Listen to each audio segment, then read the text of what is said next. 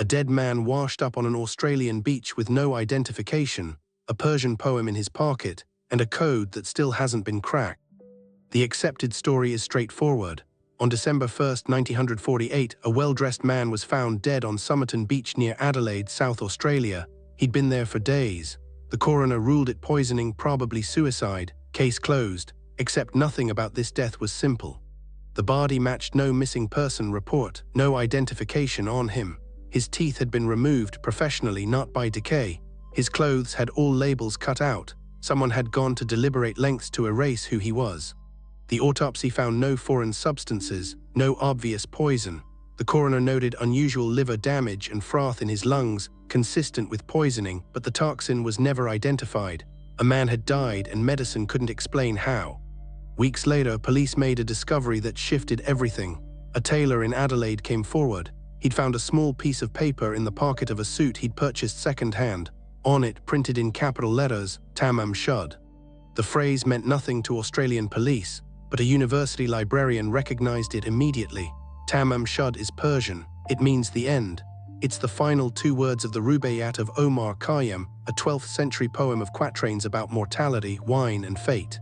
Police tracked down a specific 1924 edition of the Rubaiyat. It was rare.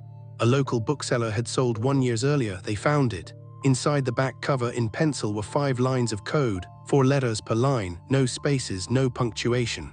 The code has never been cracked, not by Australian police, not by American cryptographers, not by ASIO, Australia's intelligence service. They tried every method, substitution, ciphers, transposition. They got nowhere. The code is either unbreakable or the key died with the man. Now the story splits. For decades, investigators assumed he was a suicide, a man who'd poisoned himself, left a cryptic message and wanted to vanish. The poison was the method, the code was the motive, the Rubaiyat was a farewell note. But that explanation crumbles under scrutiny. The man's physical condition suggested he was in good health. He was well-dressed, clean, well-fed. His clothes were expensive. Suicides don't typically spend their final days in new suits and polished shoes. Witnesses came forward. A woman had seen him on the beach that evening, lying on his back, apparently unconscious. He wasn't struggling, he wasn't distressed, he was simply there as if placed. The removed teeth, the cut labels, the unidentified body, these aren't the actions of a suicidal man. These are the actions of someone who wanted him erased, someone who removed his identity before he died.